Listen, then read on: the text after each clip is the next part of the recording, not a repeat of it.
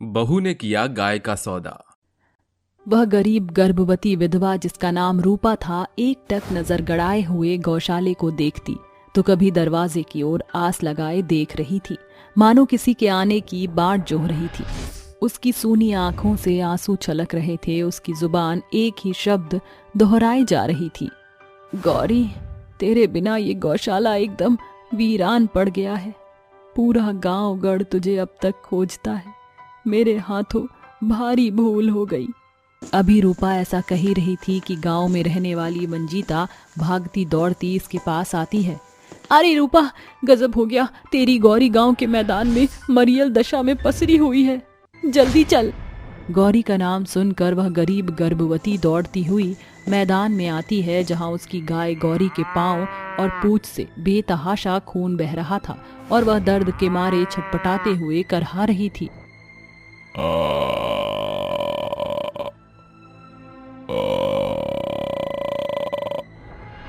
गौरी, तो इतनी दुर्बल क्यों हो गई? रूपा को देखकर गौरी का दर्द आंसुओं की धार बनकर बहने लगता है। ये देखकर रूपा के चेहरे पर प्रश्न चिन्ह पड़ जाता है और वह ऐसा कहते हुए पुराने दिनों में डूब जाती है। मेरा दिल बार बार गवाही दे रहा था कि मैंने गौरी को गलत हाथों में सौंप दिया। अगर वह विपत्ति ना पड़ी होती तो मैं कभी तुम्हारा सौदा ना करती। ये कहानी है आजमगढ़ गांव में रहने वाली रूपा की। उसका पति किशोर एक किसान था और उसकी सास सुमति एक गृहिणी थी। एक दिन की बात है। माँ जी, मैं क्या सोच रही हूँ, घर बार का कामकाज खत्म करने के बाद सारा दिन मैं खाली रहती हूँ। आज के महंगे दौर में एक जन के कमाने से बात नहीं बनती। किशोर की किसानी की कमाई से खुले तौर पर घर खर्च भी नहीं चलता, इसीलिए मैं भी उनका हाथ बटाना चाहती हूँ। क्यों ना हम एक गाय खरीद कर दूध का कारोबार करें, उससे 4 पैसे भी आएंगे और गाय के गोबर से बने उपले चूल्हों के ईंधन का भी काम करेंगे। सोच तो बहुत बुलंद है बहू, लगे हाथ गाय खरीद लेते हैं। दोनों सास बहू सस्ते दाम पर एक दुधारू गाय खरीदकर उसे घर ले आती हैं और रूपा एक टिकाऊ गौशाला तैयार करती है। गौ माता, तुम्हारा गौशाला तैयार है, तुम्हें ये घर पसंद तो आया ना? जैसे ही रूपा गाय के सींगों को सहलाती है, वह खुश मन से पूंछ हिलाने लगती है। अरे वाह, तुम तो बड़ी समझदार हो, इंसानों की भाषा भापना भी जानती हो। मुझे तुम पर गर्व है और आज से तुम्हारा नाम गौरी है। अरे भगवान, अब का गौरी से ही लाड़ लड़ाओगी? तनिक हम पर तरस खा जाओ, भूख से छचन रहे हैं। अगले ही दिन से गांव के निवासी रूपा के घर से दूध लेने लगते हैं। धीरे धीरे गौरी के दूध की गुणवत्ता गांव के घर घर में छा जाती है, जिससे पूरा गांवगढ़ रूपा से दूध लिया करता है, जिससे उस बहू के घर से गरीबी की बदरा छटने लगती है। गौरी, तेरा साथ मुझ गरीब बहू का सारथी है। तेरा दूध बेचकर मुझे बेहतर दाम मिलता है, इसलिए ये ले, आज तू चारा और दाना नहीं बल्कि मेवा खा। गौरी खुशी से मेवे खाने लगती है। समय गुजरता है, मगर एक रोज जब किशोर खेत खलिहान से घर लौट रहा होता है तो उसका पांव नदी में फिसल जाता है और वह नदी की गहराई में गोते लगाते हुए डूबकर मौत का कौर हो जाता है। किशोर, राम किसकी बुरी नजर लग गई मेरे बेटे को। मुझ बुढ़िया के सामने मेरे बेटे को अपना कौर बनाकर ये कुढ़न की जिंदगी देने से बेहतर तो तू मुझे बुला लेता भगवान। किशोर की मौत सुमति को गहरा सदमा दे जाती है। रूपा का दिन भी रोते बिलखते हुए कटता है। इसी बीच उसे पता चलता है कि वह गर्भ से है। गौरी, सुना तुमने, किशोर का अंश मेरी कोख में पल रहा है। गुजरते दिनों के साथ गौरी भी गर्भवती हो जाती है, जिसके चलते उसके दूध की गुणवत्ता में कमी आने लगती है। ये देखकर गांवगढ़ कहता है, रूपा बहन, जो भी हिसाब किताब है जोड़ जमा करके बता दो, क्योंकि अब हम तुमसे दूध नहीं लेंगे। मगर क्यों शुवन भाई? क्योंकि हम दाम देकर निबौरी जैसा दूध नहीं लेना चाहते। तुम्हारी गाय दोषपूर्ण दूध देने लगी है, इसलिए बेहतर यही है कि तुम दूध बेचना बंद कर दो। इस तरह सभी जन रूपा से दूध लेना बंद कर देते हैं। कई दिन बीत जाते हैं। हे ईश्वर, ये किस करनी की कटनी काट रही हूँ। न पति का साथ रहा, न सगे संबंधियों का साथ, हाथ में एक फूटी कौड़ी भी नहीं। घर की दशा दुर्बल हो चुकी है, सब कुछ छिन्न भिन्न हो गया है। अब गौरी का सौदा करने के सिवा दूजा कोई चारा नहीं। इस तरह विपत्ति से उकता कर रूपा गौरी को जानवरों के बड़े खरीदार जेठालाल के हाथों उसे बेच देती है और रोते हुए उसे विदाई देती है। जाओ गौरी, ये गरीब गर्भवती बहू तुम्हें नहीं रख सकती। आज से जेठालाल जी तुम्हारे नए मालिक हैं।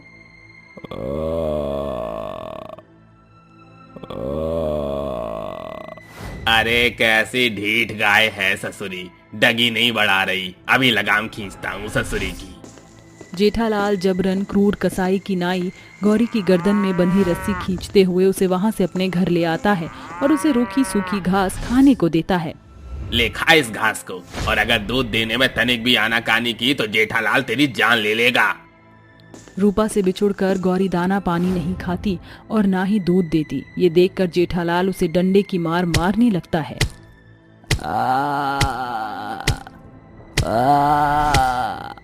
अरे तेरी माँ की ममता ससुरी, इतना दाम देकर तुझे इसलिए थोड़े खरीदा है ताकि तू सारा दिन तस्करी मारकर चांदी काटे, न दाना पानी खाती है न दूध देती है।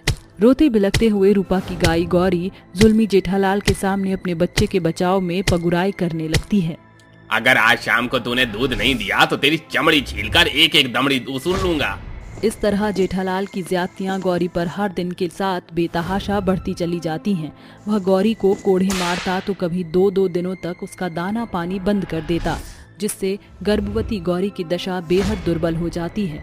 और एक रात जेठालाल को गहरी नींद में सोए हुए देखकर गौरी खूंटा तोड़कर भागती हुई अपने गांव रूपा के पास आ पहुंचती है। साथियों, ये तो रहा गौरी के सौदे का सफर।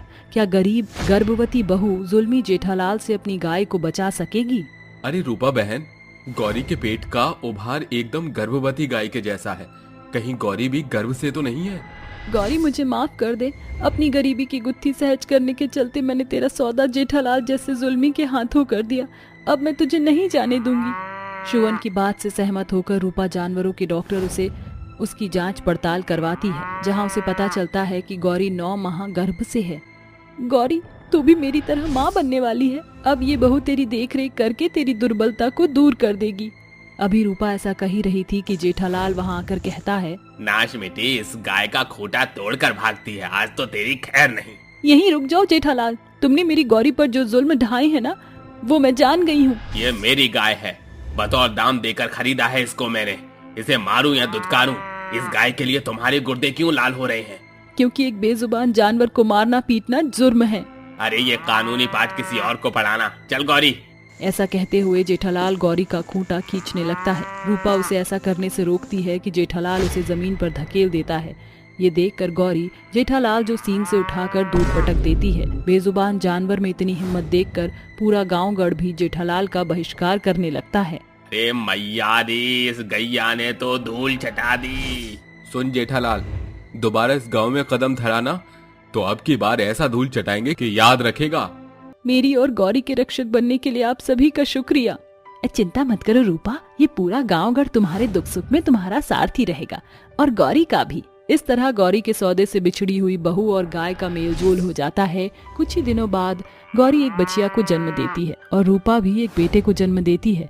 और गौरी पहली की तरह दुधारू गाय बनकर रूपा को खूब सारा दूध देती है, जिसे बेचकर रूपा गरीबी के गढ़ से बाहर निकल जाती है। चंदनपुर गांव के बड़े बाजार में एक ढाबे के बाहर टंगे बोर्ड पर बड़े बड़े अक्षरों में कुछ इस कदर लिखा था, जिस बोर्ड पर लिखे शब्द को बहू मुंह ज़बानी बोलती है। खाओगे जब ये बिरयानी, याद आएगी तुमको नानी। खाने पड़ेंगे 12 अंडे, आधे में पड़ना जाना ठंडे। चिकन मसाला भी परात में शामिल है, कोई सास बहू की भोजन चुनौती के काबिल। गुड्डू नाम का शख्स वहाँ खड़ा ये सुन रहा होता है। अरे ससुरा, ये भी भला कौनो भोजन चुनौती है? अरे तनिक सा खाना तो गुड्डू रंगीला क्षण भर के भीतर खत्म कर जाई। अरे ओ बुद्धू रंगीला। अरे काकी, तनिक कायदे में नाम ले लियो हमार।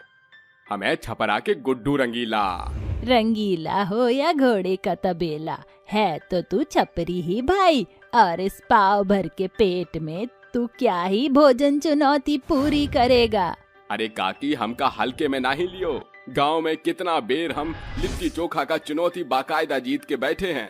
इस भोजन चुनौती में तुझे एक बड़ी परात में ठक्कम ठेल खाना मिलेगा, जिसमें एक खरा मटन मसाला, 10 बड़ी थाली बिरयानी, 12 अंडे और 15 रोटियां हैं। अगर 15 मिनट के भीतर तू ये सारा खाना सपाचट कर जाता है तो तुझे 5,000 रुपए मिलेंगे, वरना 5,000 रुपए के साथ तुझे बारात के पूरे खाने का पैसा चुकाना पड़ेगा। बोल, हम सास बहू की शर्त मंजूर है?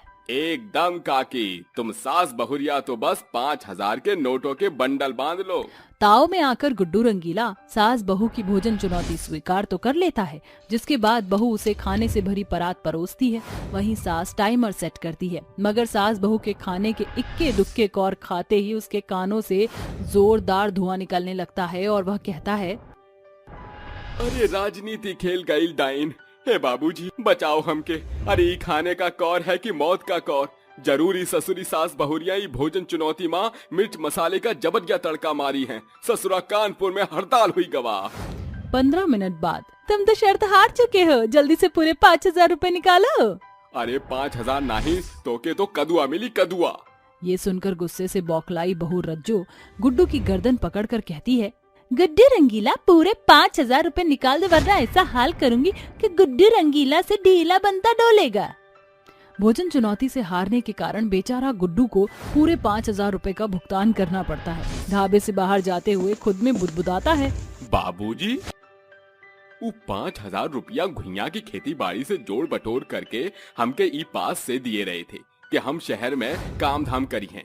इतना आस लेकर शहर आए रहे कि हम कच्चे बनियान का खोखा खोल पाए। सारा श्रद्धा गर्दा गर्दा हो गई। समय गुजरता है, जिस किसी की भी नजर सास बहू के ढाबे के बोर्ड पर लिखे भोजन चुनौती पर पड़ती है, वह बाहुबली बनकर वहां आ जाता है। ऐसे ही एक रोज मोटा राम नाम का थुलथुला शख्स उनके ढाबे पर आता है, जिसे देखकर सास बहू खुसुर पुसुर करती हुई कहती है, अरे राम जी, ये मोटा राम कहाँ से पधार पड़ा? हमारी भोजन चुनौती के परास से दुगना तो इस पिटल्लू का पेट है। कहीं ऐसा ना हो कि ये भैंसा हमारी भोजन चुनौती को जीत कर 5,000 ले जाए। बहू बेफिक्र हो जा, इस मोटल्ले गैंडे के पेट में आधे से ज्यादा तो गैस के गोलों ने घेर रखी होगी। देखना, आधे खाने में ही ये पुस्सी बम की तरह फुट पड़ेगा। अरे जल्दी से खाने से भरा परात सामने रखो। आज तो मोटा राम इस भोजन चुनौती को जीतकर पूरे 5,000 रुपए लेकर ही जाएगा। रज्जो झटपट से मोटा राम के आगे खाने से लबालब भरी परात परोसती है, जिसमें 10 बड़ी थाली बिरयानी, 12 अंडे, 15 रोटियां और खरा मटन मसाला होता है। खाना शुरू करो मोटा राम। अगर 15 मिनट के भीतर तुम इस परात के पूरे खाने को सफाचट कर जाते हो तो जीत के तौर पर तुम्हें पूरे 5,000 की रकम अदा की जाएगी। मोटा राम हाथ मलते हुए अपने पेट को सहलाकर परात में रखे खाने को एकाएक खाने लगता है। वह कभी मटन मसाला खाता तो कभी चपाती तो कभी अंडे खाता। बावजूद इसके 15 मिनट में वह परात में भरे आधे खाने को भी खत्म करने में असफल रहता है। 15 मिनट पार हो चुके हैं, तुम भोजन चुनौती हार चुके हो। चलो निकालो पूरे 5,000। मोटा राम एक लंबी सी डकार मारता है। माँ जी, इससे पहले कि इसका डकार विस्फोटक बम में बदले, इससे पैसे लेकर चलता करो। ये लो 5,000 रुपए। समय गुजरता है, भोजन चुनौती के बलबूते पर सास बहू की भली कमाई हो रही। आखिरकार अब तक एक भी शख्स सास बहू की भोजन चुनौती को पार करने में सफल जो नहीं हो सका था। एक सांझ सास बहू बातें करते हुए कहती हैं, बहू, ये भोजन चुनौती का बोर्ड ही हम सास बहू के ढाबे की जान है। ससुरा किसी के माई के लाल में इतना दम ही नहीं जो एक बार में परात भरकर खाना खत्म कर जाए। हाँ माँ जी, इस भोजन चुनौती से हम सास बहू आम के आम गुठलियों के दाम भी हासिल कर लेते हैं। सास बहू की भोजन चुनौती की खबर आसपास के सभी गांव में सनसनीखेज कर देती है। तभी एक दिन रमीला, शर्मिला और उर्मिला नाम की 3 बहुएं वहां आकर सास बहू के भोजन की चुनौती को चैलेंज करती हैं। हेलो आंटी जी, हम तीनों बहुएं आप सास बहू की भोजन चुनौती को चैलेंज करते हैं। तीनों बहुओं का स्लिम फिगर देखकर सास बहू एक दूजे को एकटक निहारते हुए बोलती हैं, अरे ये तुम तीनों बहुओं के बस की बात नहीं। अरे अच्छे खासे लोग भी हमारी इस भोजन चुनौती को भरसक जीत ना सके। सासू माँ, इन तीनों बेजान बहुओं को खाने की जरूरत है, खाने दीजिए। मगर हमारी एक शर्तें हैं। अगर हम बहुएं इस भोजन चुनौती को पूरा कर गईं, तो आगे से आपको हम बहुओं को हमेशा मुफ्त में खाना खिलाना पड़ेगा। हाँ, हमें मंजूर है, पहले जीत तो जाओ।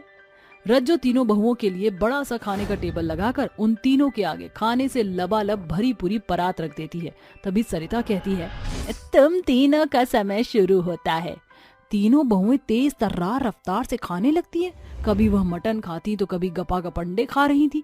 ये देखकर सास बहू के पसीने छूट जाते हैं। तभी वह कहती हैं, अरे रज्जो बहू, लगता है आज पूरे 15,000 पानी में बहने वाले हैं।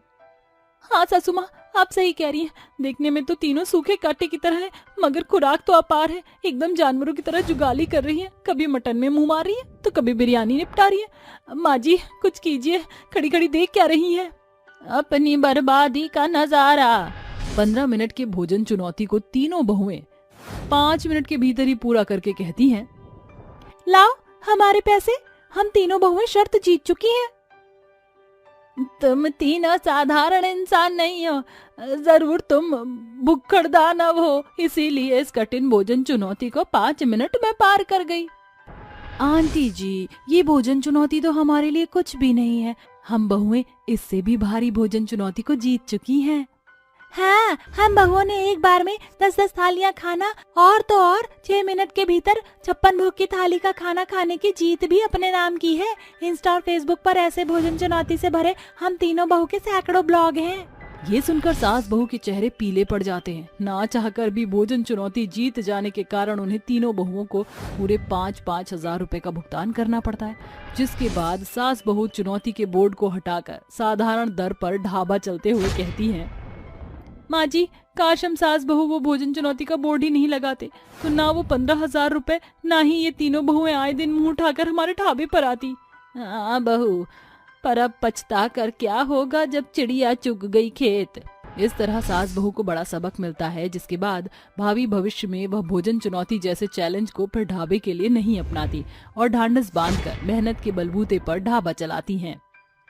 सोलरपुर के एक छोटे से गांव में एक रेशमा नाम की औरत रहती थी। वो अपने बेटे अरुण के लिए एक लड़की ढूंढ रही थी, जिससे वो अपने बेटे की शादी करवा सके और उसके घर को एक बहू मिल जाए। एक दिन वो पंडित से कहती है, अरे पंडित जी, दिखाइए कोई अच्छी सी लड़की जिसका नैन नक्श अच्छा हो और संस्कारी हो। अरे हाँ बहन जी, ये देखो, आज मैं गांव की सबसे अच्छी और संस्कारी लड़कियों की फोटो लेकर आया हूँ आपके लिए।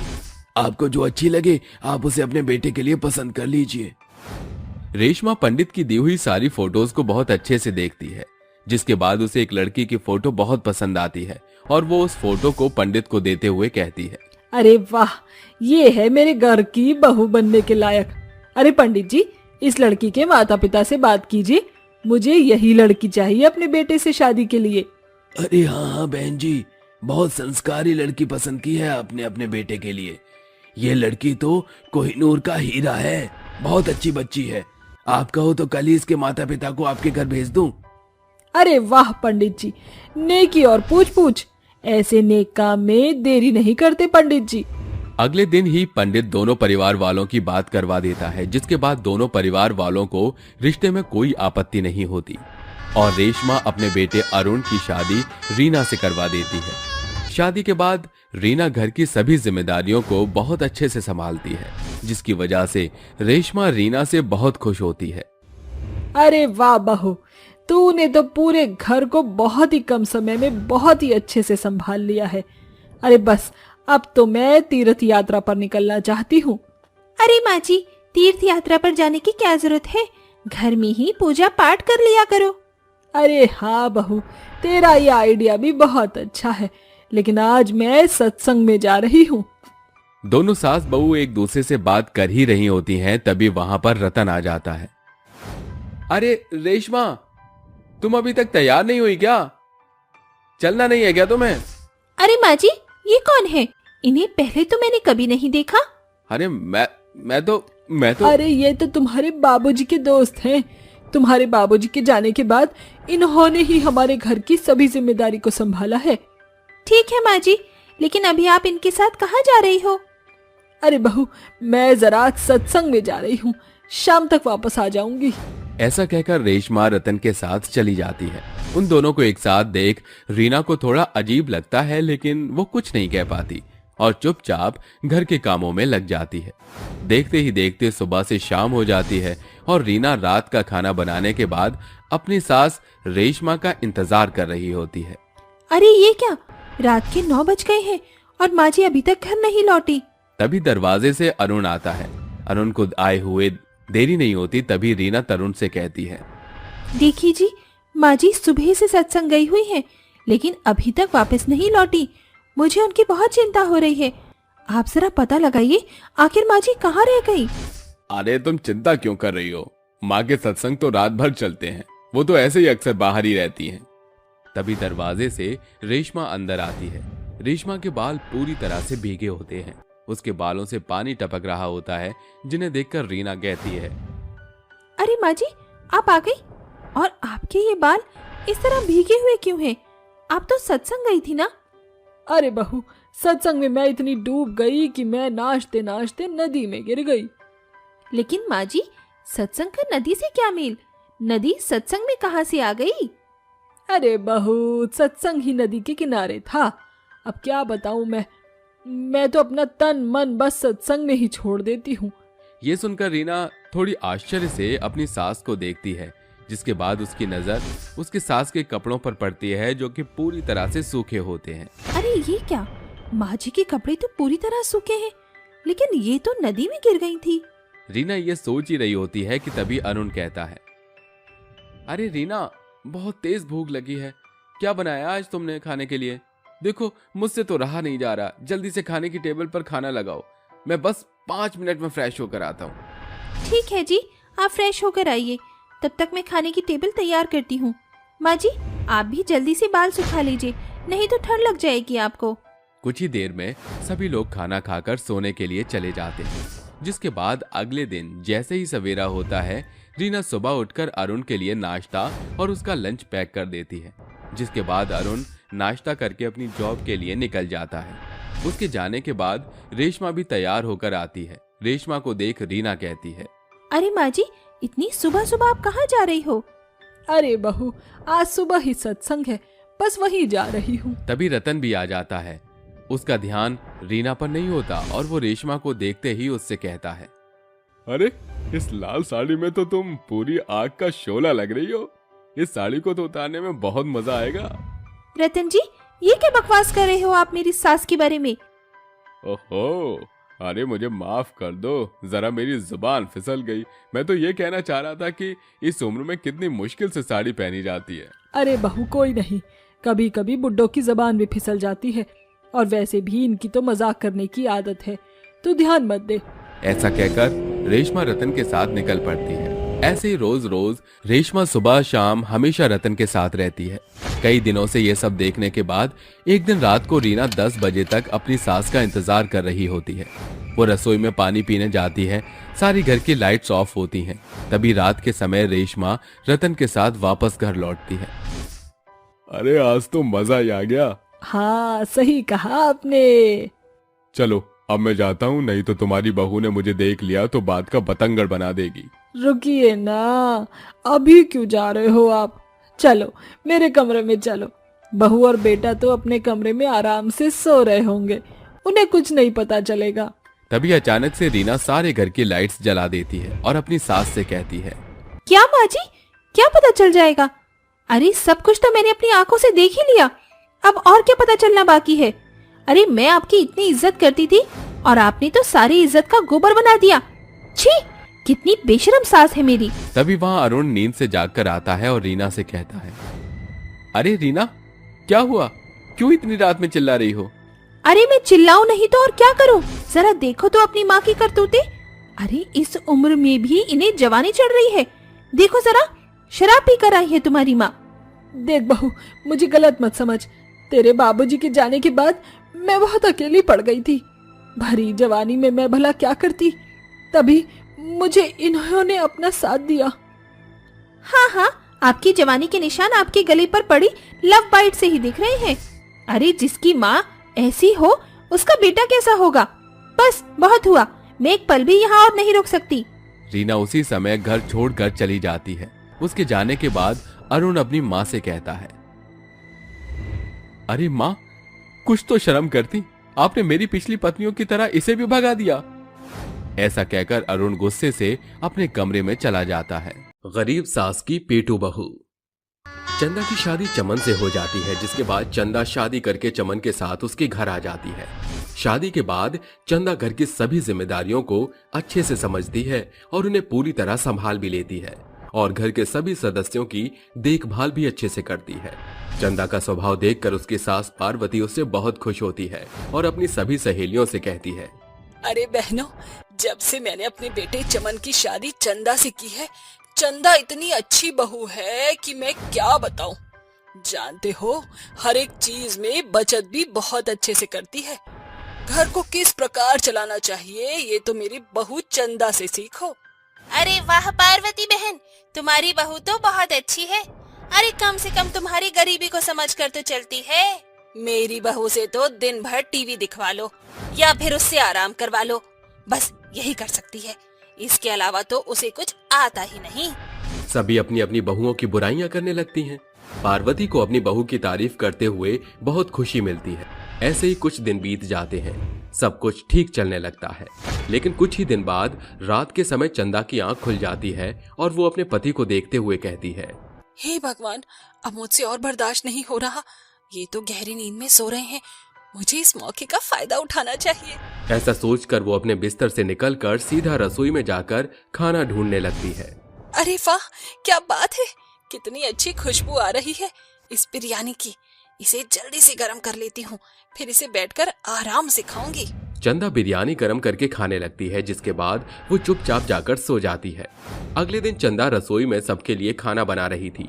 उसी वक्त उसकी सास पार्वती उसके पास पहुंच जाती है और उससे कहती है, अरे चंदा, तुम खाना क्यों बना रही हो? कल रात की ढेर सारी बिरयानी फ्रिज में रखी है, उसे ही गर्म कर लो। अरे माँ जी, फ्रिज में तो कोई बिरयानी नहीं है, मैंने सुबह ही देखा है। अरे बहू, ठीक से देख, फ्रिज में वहीं कहीं बिरयानी रखी होगी। पार्वती खुद ही फ्रिज खोलकर देखती है, लेकिन उसे फ्रिज के अंदर बिरयानी कहीं नहीं दिखाई देती, जिसके बाद पार्वती सोच में पड़ जाती है। अरे ये कैसे हो सकता है? इतनी सारी बिरयानी आखिर गायब कहाँ हो गई? चंदा चुपचाप खाना बनाती रहती है और किसी भी बात का जवाब नहीं देती, जिसके बाद पार्वती वहाँ से चली जाती है। ऐसे ही कई बार किचन से रात का बचा हुआ खाना गायब हो जाता है। पार्वती को कुछ समझ नहीं आता। आखिर ये सब क्या हो रहा है? लगता है रात के समय चमन खाना खाने के लिए उठता होगा और खाना खाकर सो जाता होगा। आज मैं इसकी खबर लेती हूँ। पार्वती उस दिन रात के समय सोती नहीं है। जैसे ही रात के समय पार्वती को किचन से हलचल महसूस होती है, वो तुरंत किचन में जाकर देखने लगती है। आज तो मैं इस चमन के बच्चे को अच्छे से बताऊंगी। रोज रोज रात के समय किचन से सारा खाना खा जाता है। अरे इसी तरह चलता रहा तो पैसों की बचत कैसे होगी? ये सोचकर पार्वती जैसे ही किचन का दरवाजा खोलती है, उसे किचन के अंदर उसकी बहू चंदा खाना खाते हुए दिखाई देती है, जिसे देखते ही पार्वती अपने मन ही मन सोचने लगती है, ओहो, ये सब मैं क्या देख रही हूँ? मेरी बहू तो पेटूली निकली। हे भगवान, खाना खाते समय तो ये बिल्कुल हपसन लग रही है। कुछ देर पार्वती चंदा को खाना खाते हुए देखती रहती है, जिसके बाद वो चुपचाप अपने कमरे में जाकर सो जाती है। अगले दिन जैसे ही सवेरा होता है, चंदा रसोई में खाना बना रही थी। उस समय भी उसके दिमाग में खाने के बारे में ही चल रहा होता है। आज तो मैं बहुत सारी चिकन करी बनाऊंगी। बहुत दिनों से चिकन करी खाने का मन कर रहा है। वो इतना सोच ही रही थी कि तभी पार्वती किचन में आती है और उससे कहती है, अरे बहू, क्या बना रही हो आज? माँ जी, अभी तो मैं नाश्ते के लिए खाना बना रही हूँ, लेकिन सोच रही हूँ कि दोपहर में चिकन करी बना लूं। अच्छा, चिकन करी, ठीक है। आज तुम जो मन करे ना वही बना लो। ऐसा कहकर पार्वती चुपचाप वहाँ से चली जाती है, जिसके बाद चंदा खुशी खुशी सबके लिए नाश्ता बनाकर दोपहर के समय चिकन कड़ी बनाना शुरू कर देती है। चंदा अपने आप 3 किलो चिकन लेकर आती है और उससे चिकन कड़ी बनाती है। जैसी चिकन कड़ी बन जाती है, कमला चिकन कड़ी की खुशबू सूंघते हुए कहती है, अरे वाह, क्या खुशबू है। पेट में तो बहुत जोरों से चूहे कूद रहे हैं, लेकिन पहले मैं एक बार फ्रेश होकर आ जाऊं, उसके बाद पेट भर के खाऊंगी। ऐसा सोचकर चंदा मन ही मन मुस्कुराने लगती है। अरे बहू, तुम खड़ी क्यों हो? तुम भी हमारे साथ खा लो। नहीं नहीं माँ जी, आप सब लोग आराम से खाइए, मैं बाद में खा लूंगी। मेरी चिंता मत कीजिए। चंदा वहां खड़ी हुई सबको चिकन कड़ी परोसती है, जिसके बाद जब सब लोग कड़ी चिकन खा लेते हैं तो वो अपने अपने कामों में व्यस्त हो जाते हैं। सबके खाने के बाद चंदा एक बड़ी सी थाली में अपने लिए चिकन कड़ी परोसती है और सीधा अपने कमरे में ले जाती है। बस बस, बहुत हुआ इंतजार, अब तो मैं चिकन करी खा कर ही रहूंगी। चंदा तुरंत चिकन कड़ी के ऊपर टूट पड़ती है। देखते ही देखते वो पूरी थाली चट कर जाती है, लेकिन खाने के कुछ ही देर बाद चंदा के पेट में गुड़ की आवाज आने लगती है। हे भगवान, ये सब क्या हो रहा है? मैं खाने से पहले फ्रेश होने गई थी, लेकिन अब दोबारा से। चलो कोई बात नहीं, लगता है ज्यादा खाने की वजह से हो रहा है। ऐसा सोचकर चंदा दोबारा से फ्रेश होने जाती है। जिसके बाद वो फ्रेश होकर आती है कि तभी उसके पेट में दोबारा से गुड़ होने लगती है, जिसकी वजह से चंदा को दोबारा फ्रेश होने के लिए जाना पड़ता है। ऐसे ही 5 मिनट में चंदा 5 बार टॉयलेट के चक्कर लगा लेती है, जिसके बाद उसकी बहुत ज्यादा हालत खराब हो जाती है। ओहो, ये सब क्या हो रहा है? मेरा पेट, ओहो, मेरा पेट तो बहुत ही बुरी तरह से गुड़ कर रहा है। अब मैं क्या करूं? चंदा बहुत ज्यादा परेशान हो जाती है। वहीं दूसरी तरफ पार्वती उसे चुपचाप देख रही थी, जिसके बाद पार्वती अपने मन में कहती है, अब आएगा मजा। आखिर इसके अलावा मेरे पास और कोई चारा भी तो नहीं था। एक तो हम लोग गरीब हैं, इतना हमारे पास पैसा नहीं है जितना मेरी बहू खाना खाती है। हे भगवान, तेरी भी लीला अपरंपार है, लेकिन मुझे माफ कर देना। ये सब इसको सबक सिखाने के लिए किया है। ऐसा सोचकर पार्वती थोड़ी देर चुपचाप चंदा को देखती रहती है, जिसके बाद कुछ देर में ही पार्वती चंदा के पास आती है और उससे कहती है, अरे बहू, ये तुम्हारे चेहरे पर 12 क्यों बजे हैं? कोई परेशानी है क्या? चंदा को ना चाहते हुए भी पार्वती को सब कुछ सच सच बताना पड़ता है, जिसके बाद पार्वती उसके बात सुनते ही उससे कहती है, यही तो बात है। अरे अगर हद से ज्यादा खाना खाओगे तो बीमार हो ही जाओगे। इसीलिए तुम्हें हमेशा उतना ही खाना चाहिए जितना तुम्हारा पेट डाइजेस्ट कर सके। इतनी चटोरी जुबान की वजह से आज तुम्हें इतनी दिक्कत उठानी पड़ रही है, लेकिन तुम चिंता मत करो, मैं अभी तुम्हारे लिए दवाई लेकर आती हूँ। पार्वती तुरंत डॉक्टर के पास जाकर उनसे दवाई लेकर आती है और चंदा को दे देती है। दवाई खाने के थोड़ी देर बाद ही चंदा ठीक हो जाती है और अपनी सास पार्वती से कहती है, आज मुझे पता चला कि ज्यादा खाने की वजह से कितनी परेशानी हो सकती है। शादी से पहले माँ मुझे हमेशा समझाया करती थी, लेकिन मैंने कभी उनकी बात नहीं मानी। लेकिन आज के बाद मैं कभी भी हद से ज्यादा नहीं खाऊंगी। चंदा की बातें सुनकर पार्वती अपने मन ही मन सोचती है, क्या बात है, मेरे जमाल घोटा ने तो अपना कमाल दिखा ही दिया। आखिरकार मेरी बहू को आटे दाल की कीमत पता चल गई। अब बहू को समझ आ जाएगा कि खाना हमेशा लिमिट से ही खाना चाहिए। पार्वती ऐसा करना तो नहीं चाहती थी, लेकिन अपनी गरीबी को देखकर वो ऐसा करने पर मजबूर हो गई। वहीं दूसरी तरफ कभी कभी सबक सिखाना भी बहुत जरूरी होता है, वरना इंसान बार बार वही गलती करता है जो उसे नहीं करनी चाहिए। अनाथ चुड़ैल और भूतिया बंदर का ढाबा। सलोनी एक बेचारी गरीब जवान लड़की थी जिसके माता पिता की 1 हफ्ते पहले ही मौत हुई थी, जिस वजह से वह अनाथ हो गई और इधर उधर भूखी प्यासी भटकने लग गई। बेहाल रूप में सड़क पर चलते हुए वह कहती है, क्या होगा मेरा अब? कैसे रहूंगी और कब तक ऐसे भटकती रहूं? मेरा तो कोई अपना भी नहीं है शहर में जिसके घर जाकर मैं रह सकूं। सलोनी रोकर गुमसुम चलते हुए खुद से बड़बड़ा रही थी। वह न आओ देखती है न ताव सिर्फ चल रही थी। तभी एक ट्रक बड़ा सा बार बार हॉर्न बजाता है, लेकिन वह सुनती नहीं है और ट्रक वाला उसे मार कर चला जाता है। सलोनी खून में लथपथ होती है और वह अपने चुड़ैल रूप में उठकर चलने लगती है। उसे इस बात का एहसास ही नहीं होता कि वह मर चुकी है। चलते चलते वो जंगल में पहुंच गई थी। बेवड़ा था वो ट्रक वाला, अकल नाम की चीज़ नहीं है। ट्रक चलाना ही नहीं आता, मेरे ऊपर ही चढ़ा दिया था ट्रक तो।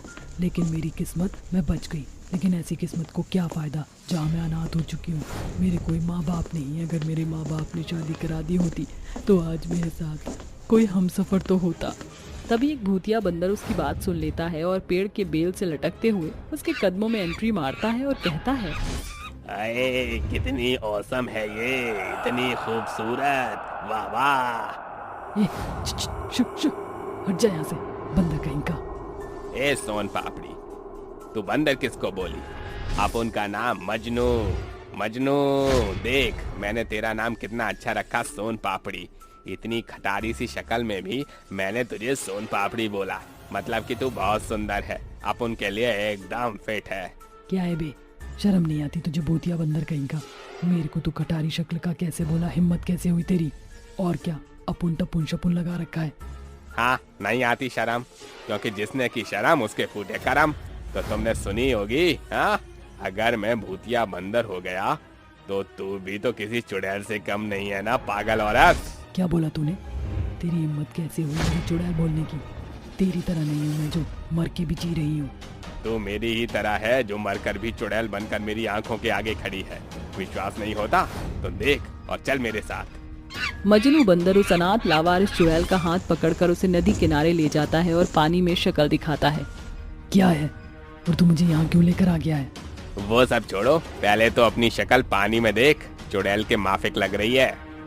मजनू बंदर की बात सुनकर वो जैसे ही नदी के ठहरे हुए पानी में अपनी शक्ल देखती है तो अपनी चुड़ैल शक्ल देखकर वह रोते हुए कहती है, नहीं नहीं नहीं, ऐसा नहीं हो सकता। मैं मर कैसे सकती हूँ? मैं चुड़ैल कैसे बन गई? लगता है जब वो ट्रक आ रहा था उसी वक्त शायद मेरी मौत हो गई और फिर मैं यहाँ आ गई। ओह डार्लिंग, चिंता क्यों करती हो? मैं हूं ना तुम्हारे साथ। देखो मेरा भी कोई नहीं है, अपन दोनों साथ में रहेंगे। मेरा नाम मजनू और तुम मेरी लैला। देखो मैं तुम्हारे लिए गाना भी गाऊंगा जिस पर तुम नाचोगी। नाच मेरी लैला लैला, नाच मेरी लैला। मजनू की बात सुनकर चुड़ैल डांस करने लगती है। तभी बंदर बोलता है, और विश्वास कर लो, तुम मर चुकी हो। जैसे तुम चुड़ैल हो वैसे ही मैं भूतिया बंदर हूँ। पूरे जंगल में कोई भी नहीं होगा ना, तब भी मैं तुमसे बात नहीं करूंगी। एक मिनट, तुम बोल कैसे सकते हो? बंदर तो मैंने कभी बोलते हुए नहीं देखे। वाह, इतनी देर से मुझसे बातें कर रही हो और अब पूछ रही हो। ओह मेरी क्यूट सी लैला, मैं भूतिया बंदर हूँ इसलिए मैं बोल सकता हूँ। बार बार मेरे को लैला बोलकर इरिटेट मत कर। ये कहकर चुड़ैल चली जाती है और बंदर कला मुंडी मारकर टार्जन की तरह उसके पीछे पीछे जाता है और पेड़ पर चढ़े हुए कहता है, अरे ओ मेरी लैला, जाने मन, रुको तो। तभी वो उसे पलट कर देखती है। क्या है मजनू? देखा देखा, कैसे मुझे पलट कर देख रही हो? इसका मतलब तुम्हें अपना ज्यादा नाम मंजूर है, पर अब से मैं तुम्हें लैला ही बोलूंगा, मेरी लैला। सच में इस पूरे जंगल में यही बंदर है जो मेरा दिमाग चाट रहा है। हाँ कर देती हूँ। हाँ हाँ ठीक है, अब बंदरों की तरह हो। चलो मत, मुझे भूख लग रही है, कुछ लेकर आओ। ओहो मेरी लैला को केला चाहिए। कितने? लाओ, इस जंगल में बहुत सारे केले हैं। लंबे लंबे नाखूनों से तुम्हें नोच दूं उससे पहले तुम मेरे लिए केले लेकर आ जाओ, वरना अंजाम जानते हो। अच्छा बाबा, लाता हूँ, कूल डाउन कूल डाउन। तभी भूतिया बंदर पेड़ों पर उछलते कूदते हुए केले के पेड़ पर पहुंच जाता है और बहुत सारे केले लेकर चुड़ैल के पास जाता है और कहता है, ये लो जाने मन, तुम्हारे लिए मैं ये स्वादिष्ट मीठे मीठे केले लेकर आया हूँ, खा लो। केले, बहुत भूख लग रही थी, जल्दी से खा लेती हूँ। ये कहते ही अनाथ चुड़ैल एक एक करके सारे केलों को खत्म कर देती है और बड़ी हैरानी से मजनू बंदर उसे देखता है और बोलता है, अरे ये तो मेरे लिए एक भी नहीं छोड़ी, सारे खा गई, अफसन चुड़ैल कहीं की। पर छोड़ो, मेरा दिल आ गया इस पर अब। हाय दैया, बड़ी जोर की हमें भूख लगी थी, पर इससे हमारा पेट नहीं भरेगा, हमें तो रोटी सब्जी ही चाहिए। मेरे पास एक आइडिया है, क्यों ना हम एक ढाबा चलाएं, उस खाने को बेचकर पैसे भी कमा लेंगे और तुम्हें तरह तरह का खाना भी मिल जाएगा और इस जंगल में रहना भी नहीं पड़ेगा। हाँ ये आइडिया अच्छा है, तो चलो हाईवे पर एक ढाबा खोल लेते हैं। तभी भूतिया बंदर और चुड़ैल मिलकर हाईवे पर एक अच्छा सा ढाबा खोल लेते हैं, जिस ढाबे का नाम था लैला मजनू का ढाबा। तभी बंदर बाहर जाकर कहता है, आइए आइए, शाही और स्वादिष्ट लबाबदार जायकेदार खाने को खाइए, इस ढाबे में आपका स्वागत है। मम्मी देखो तो, ये बंदर तो बोलता भी है, हमें इसके ढाबे में खाना खाना है। हाँ बोलता है। अच्छा जिद मत करो, चलते हैं, बड़ा अच्छा लग रहा है बंदर का ढाबा। ये बोलते ही दोनों ढाबे के अंदर जाते हैं, जहाँ चुड़ैल रूप बदल कर उनसे ऑर्डर लेती है। तो बताइए आपको क्या क्या खाना चाहिए? हमारे मेन्यू में सब कुछ है। ऐसा करो, आप मटर पनीर, नान मिक्स, वेज सब्जी ले आओ। ठीक है मजनू, जल्दी जाओ और आकर खाना सर्व करो। जी मालकिन, बहुत बन रही है अपने आप को, थोड़े दिन की बात है, फिर मैं ये सब नहीं करने वाला। ये बोलकर बंदर सभी को खाना परोसता है। एक एक करके बंदर को देख ढाबे पर भीड़ लग जाती है और सब आने लगते हैं। सलोनी खाना बनाती थी तो बंदर सबको खाना परोसता था, जिससे उनका अच्छा खासा पैसा इकट्ठा कर लेते हैं। तभी एक रात मजनू बंदर चुड़ैल से कहता है, अच्छा बताओ, मैं तुम्हें अच्छा लगता हूँ? क्यों पूछ रहे हो तुम? अरे देखो, मैं तो सरप्राइज देने वाला हूँ। उससे पहले मैं बताना चाहता हूँ कि मैं तुमसे प्यार करता हूँ। क्या तुम मुझसे करती हो? तुम पागल हो, आखिर एक चुड़ैल बंदर से कैसे प्यार कर सकती है? कर सकती है। बस ढाबे पर एक जना और आ जाए, उसके बाद मेरा श्राप खत्म। नहीं कर सकती। ठीक है, कल का इंतजार करो फिर। ऐसे ही दोनों ढाबे पर एक और जने को खाना खिला देते हैं तो बंदर चुड़ैल का हाथ पकड़कर ढाबे के पीछे ले जाता है। तभी वो भूत में तब्दील हो जाता है और खुश होकर कहता है, वाह, मैं तो अपने असली रूप में आ गया। आज मैं बहुत खुश हूँ। देखा तुमने? लैला, यही सरप्राइज मैं तुम्हें देना चाहता था। अब बताओ, बंदर से प्यार नहीं कर सकती? मुझसे तो कर सकती हो। ये सब क्या है? तुम भूत कैसे बन गए मेरी तरह? दरअसल मैं तुम्हारी तरह ही मरने के बाद इस जंगल में भटक रहा था, तो एक तपस्वी बाबा का मुझसे उनका कमंडल गिर गया, जिससे उनकी तपस्या भंग हो गई और मुझे उन्होंने श्राप दे दिया। धूर्त दुष्ट भूत कहीं के, तूने मेरा ध्यान भटकाकर तपस्या को भंग किया है। मैं तुझे श्राप देता हूँ कि तू इस जंगल में बंदर बनकर भटकता रहेगा और वापस तभी हो पाएगा जब बंदर के रूप में तू एक ढाबे को खोलेगा और खाना खिलाएगा। तपस्वी के ये कहते ही उस श्राप से वो एक बंदर बन जाता है और इस जंगल में भटकने लगता है। उसके बाद तुम आई और पहली नजर में मुझे पसंद आ गई, इसलिए तो मैं तुम्हारे साथ इतना फ्लर्ट कर रहा था। अब बताओ, प्यार करती हो?